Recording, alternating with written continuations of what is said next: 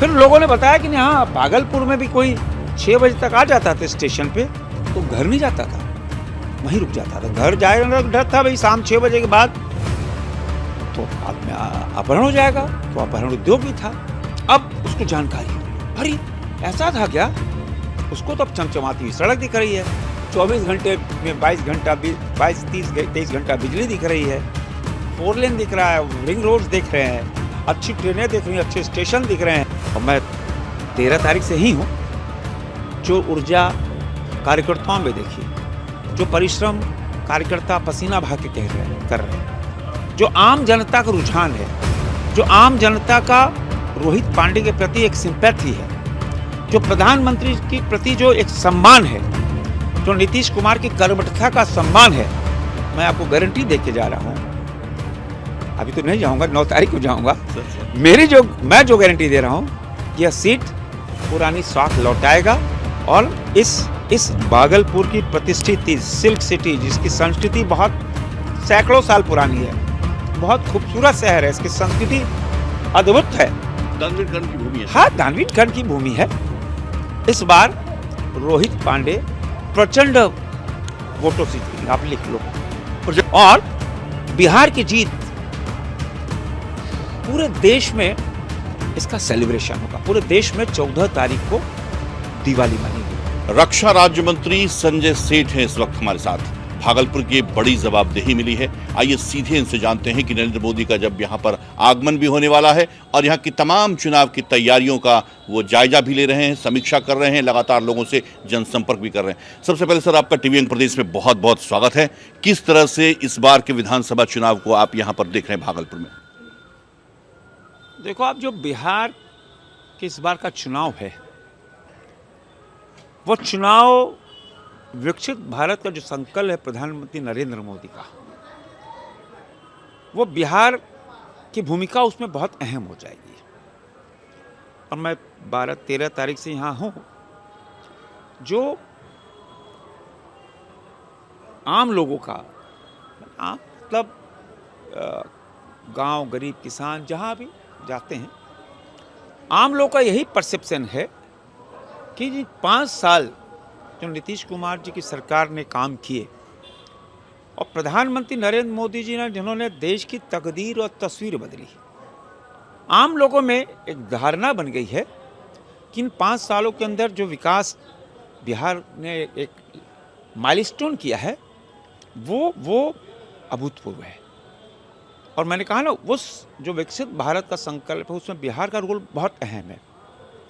तो बिहार की जनता ने मूड बनाया है, अब तुलनात्मक अध्ययन कर रही है, जंगल राज बनाम सुशासन। आज जो बच्चा वोट देने जा रहा है, उसको तो पता ही नहीं था कि शिल्पी हत्याकांड क्या हुआ था, उस बेटी के साथ क्या घटना हुई थी, किस परिवार वालों ने उसके साथ दुराचार किया था, कैसे उसकी हत्या हुई थी। उसको, आज के युवा को नहीं पता है कि लालू परिवार के शादी में शोरूम से गाड़ियाँ, नई गाड़ियाँ खींच के ले गए थे, कोई पैसा दे के नहीं, गाड़ियाँ भी वापस नहीं हुई। फिर लोगों ने बताया कि हाँ, भागलपुर में भी कोई 6 बजे तक आ जाता था स्टेशन पे, तो घर नहीं जाता था, वहीं रुक जाता था। घर जाएगा डर था भाई, शाम 6 बजे के बाद तो बाद में अपहरण हो जाएगा, तो अपहरण उद्योग भी था। लेकिन आम जो लोग हैं, जो वोट देने जा रहा है, वो पूरी तरह अब उसको जानकारी हो रही है, अरे ऐसा था क्या? उसको तो अब चमचमाती हुई सड़क दिख रही है, 24 घंटे में 23 घंटा बिजली दिख रही है, 4 लेन दिख रहा है, रिंग रोड्स दिख रहे हैं, अच्छी ट्रेनें दिख रही हैं, अच्छे स्टेशन दिख रहे हैं, बढ़ता हुआ दौड़ता हुआ भारत दिख रहा है। हर जगह लॉ एंड ऑर्डर मजबूत है। घर की बेटी कोचिंग में जा रही है तो वो भी 9 बजे लौट रही है, तो किसी को चिंता नहीं। लेकिन जब पूर्व का जंगल राज के बारे में सुनता है बच्चा, हतप्रभ रह जाता है, ये था, ये जंगल राज से भी बदतर था। तब उसने मन बनाया कि नहीं भाई, दुनिया की चौथी सबसे बड़ी आर्थिक शक्ति हम बन गए, तीसरी बनने जा रहे हैं।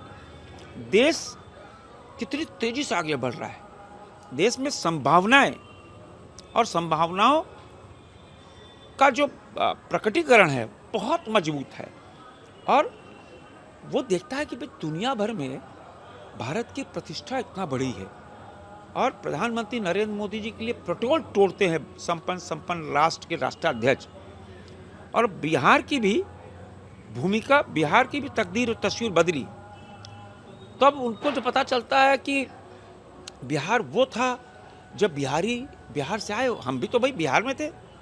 रांची समर कैपिटल होती थी, जब हम लोग वैष्णो देवी कहीं जाते बोले कहाँ से आए हो, तो छुपाते थे कि नहीं क्या बोलेंगे। बोलेंगे बिहार से आए हैं, जंगल राज से हो, जहाँ बिजली नहीं, जहाँ सड़क नहीं, जहाँ अपहरण उद्योग, जहाँ सिर्फ कहते हैं ना आतंक और अराजकता है। लेकिन आज बिहारी कहने पे गर्व होता है। कहाँ से आए हो? बिहार से आए, बिहारी हैं। ये तब्दीली आई और जिसका परिणाम हुआ कि आज हर वर्ग, चाहे यूथ हो, चाहे महिला पुरुष, महिलाओं को जो सम्मान मिला, प्रधानमंत्री ने जो बेटियों के साथ जो टेलीपैथी की, वो हर वर्ग के लोग, किसान माने हर वर्ग के लोग बहुत पॉजिटिव हो भी क्यों नहीं। सर, महिला सम्मान की बात आपने की, एक बड़ा कंफ्यूजन हो रहा है विपक्ष के द्वारा। जो 10-10 हज़ार रुपए की राशि अभी महिलाओं के खाते में भेजी गई है स्वरोजगार के लिए, हर एक महिलाओं के खाते में भेजी गई है सरकार की ओर से, बिहार सरकार की ओर से। प्रधानमंत्री नरेंद्र मोदी ने ही वो पहली किस्त जारी की थी।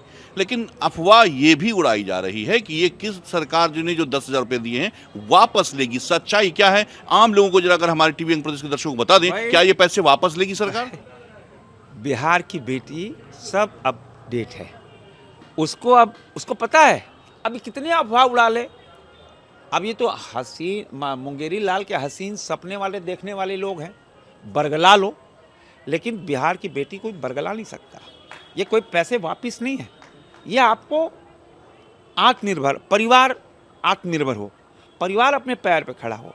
और आने के लिए योजना तो 2-2 लाख रुपए की है। जी जी। तो ये अब प्रधानमंत्री नरेंद्र मोदी देश की बेटियों को करोड़पति दीदी बना रहे, ड्रोन दीदी बना रहे। अब करोड़पति दीदी बन रही हैं, तो ऐसा हुआ कि बिहार के अंदर भी 1 करोड़ बेटियां करोड़पति दीदी बनेंगी।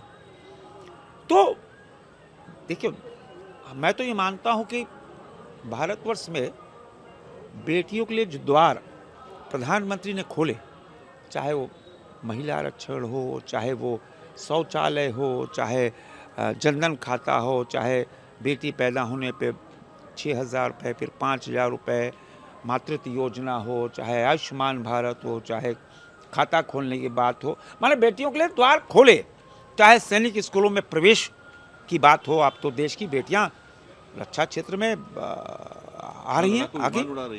तो देश की बेटी का जो टेलीपैथी हुई प्रधानमंत्री जी के, तो वो तो अद्भुत थी, अद्भुत। तभी मैं कह रहा हूँ कि अगर ये जनरल सर्वे है कि 100 बेटी किसी जात, संप्रदाय, धर्म की जाती है बूथ पर, तो उसमें 78% महिलाएं मोदी जी को वोट देती है, मोदी जी का चेहरा देखती है, भाजपा को वोट देती है, एनडीए गठबंधन को वोट देती है। ये भ्रम कितना ही फैला लें, लेकिन उसकी गारंटी है मोदी गारंटी। तो पैसे वापस नहीं लेंगे ना? अरे मोदी की गारंटी है भाई, मोदी की गारंटी, मोदी की गारंटी है। चलिए, अब सर सवाल ले लेते हैं। आप अंग प्रदेश में हैं, आप इतने दिनों से कैंप किए हुए हैं। भागलपुर का ये सीट, जब पूरे भारतवर्ष में भारतीय जनता पार्टी को बहुत कम सीटें मिलती थी, ये सीट सबसे सेफ मानी जाती रही है। यहाँ दीपक छाप के समय से ही, जनसंघ काल से ही भागलपुर बहुत मजबूत गढ़ रहा। लेकिन हाल के 2 चुनाव और 1 उपचुनाव, जब से अश्विनी चौबे यहाँ से बक्सर गए, तब से भारतीय जनता पार्टी लगातार चुनाव हार रही है और कहीं ना कहीं भितराघात जबरदस्त हुआ है। भाजपा के वोटर निकलते नहीं है घरों से। एक बड़ा कारण ये भी है। कैसे आप इस बार उनको साधेंगे? अब आप देखो, वो जो पुरानी जो साख थी, वो साख इस बार से लौट जा रही है, लौट जाएगी। अब मैं कह रहा हूँ ना, मैं तो भाजपा का एक कार्यकर्ता हूँ, बूथ स्तर का कार्यकर्ता हूँ, और मैं 13 तारीख से ही हूँ। जो ऊर्जा कार्यकर्ताओं में देखी, जो परिश्रम कार्यकर्ता पसीना बहा के कर रहे हैं, जो आम जनता का रुझान है, जो आम जनता का रोहित पांडे के प्रति एक सिंपैथी है, जो प्रधानमंत्री के प्रति जो एक सम्मान है, जो नीतीश कुमार की कर्मठता का सम्मान है, मैं आपको गारंटी दे के जा रहा हूँ, अभी तो नहीं जाऊंगा, 9 तारीख को जाऊंगा। सर मैं जो गारंटी दे रहा हूँ, यह सीट पुरानी शौक लौटाएगा और इस भागलपुर की प्रतिष्ठित सिल्क सिटी, जिसकी संस्कृति बहुत सैकड़ों साल पुरानी है, बहुत खूबसूरत शहर है, इसकी संस्कृति अद्भुत है, दानवीर कर्ण की भूमि है। हाँ, दानवीर कर्ण की भूमि है। इस बार रोहित पांडे प्रचंड वोटों से जीतेंगे, आप लिख लो।